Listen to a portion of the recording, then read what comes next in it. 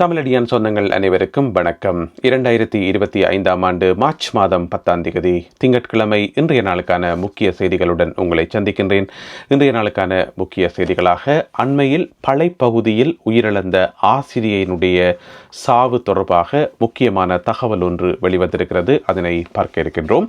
அத்துடன் வடமாகாணத்தில் இருக்கின்ற ஆசிரியர்களுக்கான பற்றாக்குறை சம்பந்தமாக முக்கியமான தகவல் ஒன்று வெளிவந்திருக்கின்றது.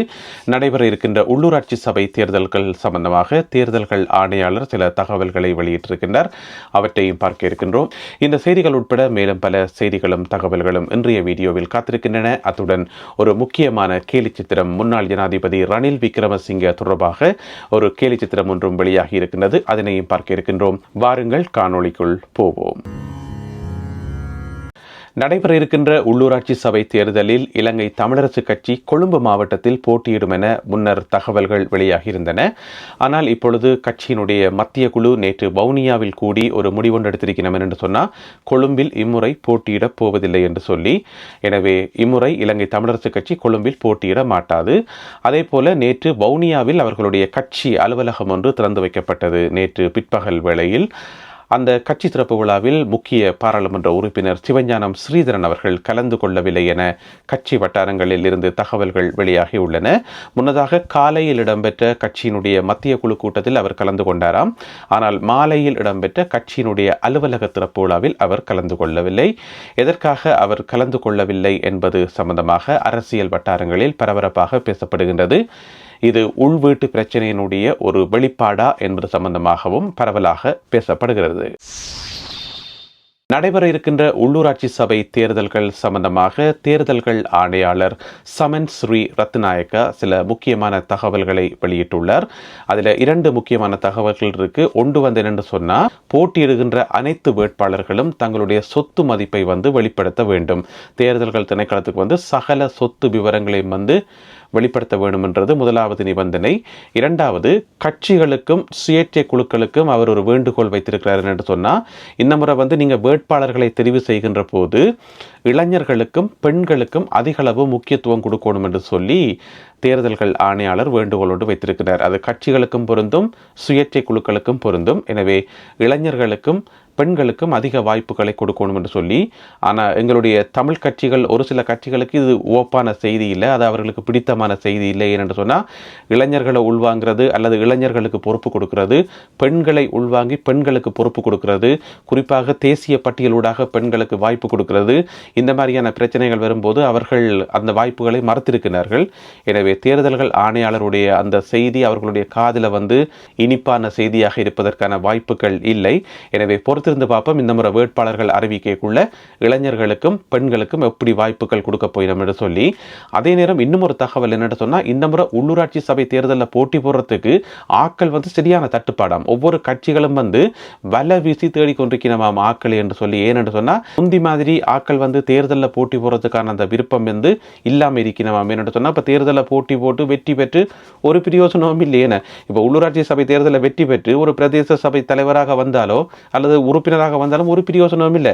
முந்தியாவது ஏதாவது திட்டங்கள் ஆட்டையை போடலாம், ஏதாவது பாலங்கள் கட்டைக்குள்ள அதில் 5-10 பொறுக்கி பாக்கெட்டுக்கு வைக்கலாம், மக்களுக்கு வார ஏதாவது நலத்திட்டங்களை அதில் கொஞ்சத்தை சுருட்டி கொண்டு போயிட்டு வீட்டை வைக்கலாம். இப்படி கணக்க வேலைகள் செய்யலாம். என்ன அரசியலுக்கு முந்தி உழைக்கலாம் தானே, மாடி வீடெல்லாம் கட்டலாம். ஆனால் இப்போ ஒன்றுமே செய்யலாது. இப்போ இருக்கிற தேசிய மக்கள் சக்தி அரசாங்கத்தின் ஆட்சி கீழே ஒரு விதமான லஞ்ச ஊழல் எதுவுமே செய்யலாது. எனவே தேர்தலில் போட்டி போட்டு சும்மா தேவையில்லாமல் இருக்கிற சொத்தையும் வீணாக்குவான் என்று சொல்லி நிறைய பேர் பின்னடிப்பதாக தகவல்கள் தெரிவிக்கின்றன. எனவே பொறுத்திருந்து பார்க்கலாம் எங்களுடைய தமிழ் கட்சிகள் எப்படி வேட்பாளர்களை தெரிவு செய்ய போகிறார்கள் என்று.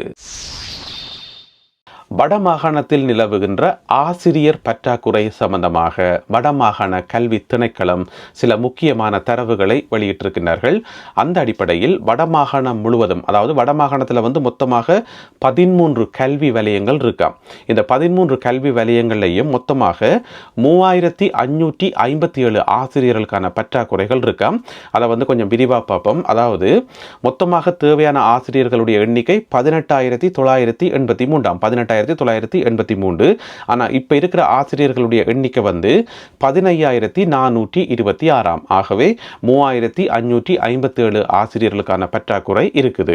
அதுலேயும் பார்த்தீங்கன்னு சொன்னால் யாழ் கல்வி வலயத்தில் வந்து 261 ஆசிரியர்களுக்கும், வடமராட்சி கல்வி வலயத்தில் 333 ஆசிரியர்களுக்கும், வலிகாமம் கல்வி வலயத்தில் 498 ஆசிரியர்களுக்கும், தென்மராட்சி கல்வி வலயத்தில் 189 ஆசிரியர்களுக்கும், தீவகம் கல்வி வலயத்தில் 222 ஆசிரியர்களுக்கும், கிளிநொச்சி கல்வி வலயத்தில் 97 ஆசிரியர்களுக்கும், மன்னார் கல்வி வலயத்தில் 452 ஆசிரியர்களுக்கும், மடு கல்வி வலயத்தில் 216 ஆசிரியர்களுக்கும், வவுனியா வடக்கு கல்வி வலயத்தில் 283 ஆசிரியர்களுக்கும், முல்லைத்தீவு கல்வி வலயத்தில் 318 ஆசிரியர்களுக்கும், துணுக்காய் கல்வி வலயத்தில் 171 ஆசிரியர்களுக்கும் தட்டுப்பாடு இருக்காம். எனவே மொத்தமாக வடமாகாணத்தில் இருக்கின்ற 13 கல்வி வலயங்களையும் சேர்த்து 3,557 ஆசிரியர்களுக்கான வெற்றிடங்கள் இருப்பதாக வடமாகாண கல்வி திணைக்களம் அறிவித்துள்ளது. முன்னாள் ஜனாதிபதி ரணில் விக்ரமசிங்க அவர்களுக்கு எதிரான விசாரணைகள் மிக விரைவில் ஆரம்பிக்கப்படும் என பிரதி அமைச்சர் சுனில் வட்டக்கல அவர்கள் தெரிவித்திருக்கின்றார். உங்களுக்கு தெரியும், அல் ஜசீரா தொலைக்காட்சிக்கு அவர் வழங்கியிருந்த பேட்டி பலவிதமான தாக்கங்களையும் பலவிதமான கோபங்களையும் மக்கள் மத்தியில் ஏற்படுத்தியிருந்தது. அதிலேயும் குறிப்பாக முள்ளிவாய்க்காலில் எமது இனம் அளிக்கப்பட்டது சம்பந்தமாக அவரிடம் கேள்வி கேட்கப்பட்ட போது அதுக்கு அவர் பதில் வழங்கவே இல்லை.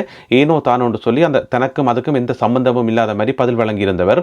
அது தமிழ் மக்கள் மத்தியில் வந்து மிகுந்த ஒரு கோபத்தை உருவாக்கி இருந்தது. அதே நேரம் பட்லந்த படுகொலை சம்பந்தமாக கேள்வி கேட்ட போதும் கூட அதுக்கும் ஒழுங்கான பதில சொல்லாமல் ஏனோ தானோ சொல்லி பதில் சொன்னவர். அந்த பட்லந்த படுகொலைக்கும் இவருக்கும் நெருங்கின சம்பந்தம் இருக்குன்னு சொல்லி ஏற்கனவே நிறைய தகவல்கள் வந்திருக்குது. எனவே அந்த சந்தர்ப்பத்தில் அவர் ஒழுங்கான பதில் ஒன்று சொல்லி இருக்கணும். அது ஏராளமான ஜேவிபியினர் மத்தியில், அவர்களுடைய ஆதரவாளர்கள் மத்தியில் சிட்டியான ஒரு கோபத்தை வந்து உருவாக்கி இருக்குது. இப்ப நாங்கள்லாம் பாவப்பட்ட ஜென்மங்கள், எங்களை பற்றி இப்படி சொல்லி போட்டார், ஒரு ஒழுங்கான பதில் சொல்லலன்னு சொல்லி கோவப்பட்டுட்டு பேசாம இருக்கலாம், வர வழி இல்லை. ஆனால் அவையில் வந்து அப்படி இருக்க மாட்டோம். என்ன சிங்களாக்கள் வந்து அப்படி இருக்க மாட்டினோம். அதிலேயும் இந்த ஜேவிபி ஆக்கள் எல்லாம் வந்து அப்படி இருக்க மாட்டோம். அவைக்கு சிட்டியான கோவம் இவற்ற கதையை கேட்டு. எனவே வந்து அவர்கள் இப்போ தொடர்ச்சியான வேண்டுகோள் வைத்தார்கள், அரசாங்கத்திட்ட வந்து விசாரணை நடத்தணும் என்று சொல்லி. இப்போ அரசாங்கம் சொல்லி இருக்குது இவர் மீதான விசாரணைகள் வந்து மிக விரைவில் ஆரம்பிக்கப்படும் என்று சொல்லி, புதிய கோணத்தில் வந்து விசாரணைகள் ஆரம்பிக்கப்படும் என்றும், அதோட இந்த விசாரணைகள் எல்லாமே வந்து வெளிப்படைத்தன்மையோடு இருக்கும் என்று சொல்லியும் பிரதி அமைச்சர் சுனில் வட்டக்கல அவர்கள் தெரிவித்திருக்கின்றார். எனவே முன்னாள் ஜனாதிபதி ரணில் விக்ரமசிங்க அவர்கள் மீதான விசாரணை மிக விரைவில் ஆரம்பிக்கப்படும் என சொல்லப்படுகிறது. பழைப்பகுதியில் கிணத்துக்குள்ள விழுந்து உயிரிழந்த ஒரு ஆசிரியை பற்றிய செய்தி ஒன்று சொல்லியிருந்தாங்க தானே. அந்த ஆசிரியையினுடைய சாவல வந்து ஒரு மர்மம் இருக்குன்னு சொல்லியிருந்தாங்க. இப்பொழுது வன்னி ஊழல் ஒழிப்பு அணி வந்து அந்த மர்மத்தை வந்து கண்டுபிடித்திருக்கிறார்கள். அவர்கள் சில பிரத்யேகமான தகவல்களை வெளியிட்டிருக்கிறோம். என்னென்னு சொன்னால், இந்த ஆசிரியைக்கு வந்து 55 வயது. அவனுடைய பேர் வந்து தவராஜசிங்கம் சரஸ்வதி. இவ வந்து எந்த பாடசாலையினுடைய ஆசிரியர் என்று சொன்னால், பழைப்பகுதியில் இருக்கின்ற வேம்போடு கேணி சிசி தாக்கா பாடசாலை என்று சொல்லப்படுற ஒரு பாடசாலையினுடைய ஆசிரியை. இவாக்கு வந்து 55 வயது. அப்போ வந்து இவ ஒரு கடிதம் ஒன்று எழுதி வச்சு போட்டு தான் கிணத்துக்குள்ளே போய் விழுந்திருக்கிறார். அதாவது தன்னைத்தானே உயிரை மாச்சிருக்கிறார். என்ன நடந்திருக்குன்னு சொன்னால், டீச்சருக்கு வந்து 55 வயசு, கல்யாணம் கட்டி நீண்ட காலமாக அவைக்கு பிள்ளைகள் இல்லை. அப்போ 55 வயசில் தான் ஒரு செயற்கை கருத்தரிப்பு முறை மூலம் அவள் வந்து ப்ரெக்னென்ட் ஆகிறாள். ப்ரெக்னென்ட் ஆகி கிட்டத்தட்ட 7 மாதம். அப்போ 55 வயசில் டீச்சர் எப்படி ப்ரெக்னென்ட் ஆகலாம் என்று சொல்லி தெரிந்தான் இந்த ஊருக்குள்ளே என்ன கதைப்பினம் என்று சொல்லி. அது வந்து இந்த பாடசாலை சமூகம் இருக்குது தானே, பாடசாலை அதிபர் மற்றும் ஒரு சில ஆசிரியர்கள் என்ன செய்திருக்கணும், நக்கல் நையாண்டி பண்ணியிருக்கணும். இவைக்கு அதுதானே வேலை. அப்போ வந்து நக்கல் நையாண்டி பண்ணினோடனே அந்த டீச்சர் அதை பொறுக்கையில வந்து அந்த கற்பமாக இருந்த அந்த சூழ்நிலையை வந்து கிணத்துக்குள்ள விழுந்து தன்னைத்தானே உயிரை மாச்சிருக்கிறார். அப்போ வந்து அவள் ஒரு கடிதம் ஒன்று எழுதி வச்சுட்டு தான் இதன் இருக்கிறா. அந்த கடிதம் வந்து இப்போ மறைக்கப்பட்டிருக்கான். அதை வந்து வன்னி ஊழல் ஒழிப்பு அணி வந்து கண்டுபிடிச்சிருக்குது. அவனுடைய அந்த மரண சான்றிதழ் இருக்கு தானே, அதிலேயும் வந்து அந்த கடிதத்தை பற்றின ஒரு குறிப்பும் இல்லாமல் அதை மறைச்சு தான் அது எழுதப்பட்டிருப்பதாக சொல்லப்படுது. இப்போ என்ன பிரச்சனை என்று சொன்னால், ஏன் ஒரு டீச்சர் வந்து 55 வயதில் வந்து கற்பம் தரிக்க கூடாதா? இப்போ ஒரு ஆள் வந்து மேரி பண்ணி நீண்ட காலமாக குழந்தைகள் இல்லை என்று சொன்னால் அவருக்கு வந்து இவ்வளோ தாக்கமாக இருக்கும். அதுக்கு வந்து மன ரீதியாக வந்து எவ்வளோ பாதிக்கப்படுவினம். அப்படி இருக்கும்போது சரி 55 வயசுல பிரெக்னென்ட் ஆனால் என்ன பிரச்சனை, கூட பிரச்சனையாது. ஆனால் அது ஒரு சில ஆட்களுக்கு விளங்கல. அந்த பாடசாலையினுடைய அதிபர் மற்றும் ஒரு சில ஆசிரியர்மாருக்கு வந்து வர வேலை இல்லை. அதை வந்து நக்கல் நையாண்டி செய்து அதை பொறுக்கலாமல் அந்த டீச்சர் வந்து கிணத்துக்கு விழுந்து தன்னைத்தானே மாச்சிருக்கிறார். என்ன பிரச்சனை என்று சொன்னா இவைக்கு வந்து விலங்கில இப்ப நாங்கள் வந்து குரங்குல இருந்து கூர்ப்படைஞ்சு 6 மில்லியன் வருஷமாச்சுது. அதுக்கு பிறகு இயேசு கிறிஸ்து பிறந்து இன்னைக்கு 2025 ஆண்டும் ஆச்சுது. ஆனா கொஞ்சம் பேருக்கு அது தெரியாது. இப்ப நாங்க 2025 ஆண்டுல இருக்கிறோம், நாங்கள் வந்து குரங்குல இருந்து கூர்ப்படைஞ்சு இப்ப மனுஷரா வந்துட்டோம். இதெல்லாம் வந்து சில பேருக்கு தெரியாது. நாங்க இன்னுமே குரங்குகளா தான் இருக்கிறோம், அந்த ஆதி காலத்துல இருக்கிறோம் என்ற நினைப்போட அதப்படி 55 வயசுல பிரெக்னன்ட் ஆகிறது, அதப்படி இந்த வயசுல சுகம் இல்லாம இருக்கிறது, இந்த மாதிரி கதைக்கிற போலக்கு. நான் நினைக்கிறேன் அந்த பாடசாலையில ஒரு சில டீச்சர்மார் அங்க பிள்ளைகளுக்கு படிப்பிக்க போறேல இதுக்கு தான் போறது. பக்கத்துல இருக்கிற டீச்சர் வந்து பிரெக்னண்டா இருக்கிறாவா, அவக்கு எத்தனை வயசு, அவ எத்தனை வயசுல பிரெக்னன்ட் ஆகலாம், எத்தனை வயசுல புள்ள பெறலாம், இதை பற்றி கணக்கெடுக்கத்தான் போற போல இருக்குது. அங்க வவுனியால என்னன்னு சொன்னா ஒரு டீச்சர் வந்து ஒரு சின்ன பொடி அந்த கண்ணத்தை பிடிச்சி புலி மாதிரி விரான்றா. இங்க என்னடான்னு சொன்னா தேவையில்லாத கொசிப் கதைச்சு ஒரு டீச்சரை கொண்டே விட்டுட்டோம் தானே.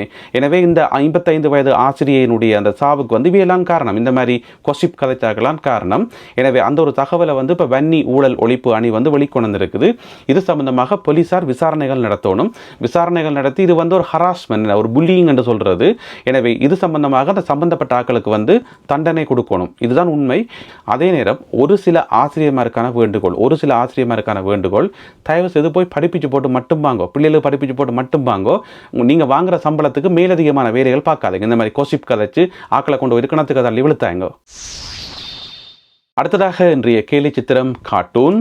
முன்னாள் ஜனாதிபதி ரணில் விக்ரமசிங்க அவர்கள் தலதெறிக்க ஓடுறார், அதாவது முழுசி பார்த்து கொண்டு ஓடுறார். திரும்பி பின்னால் வந்து அவரை துரத்துறதாருன்னு பார்த்தீங்கன்னு சொன்னால் ஆவிகள் வந்து துரத்துது. அதாவது அங்கே வெளியே கிடக்குது பட்லந்து சொல்லி, பட்லந்திலிருந்து அந்த ஆவிகள் வந்து அவரை துரத்துது.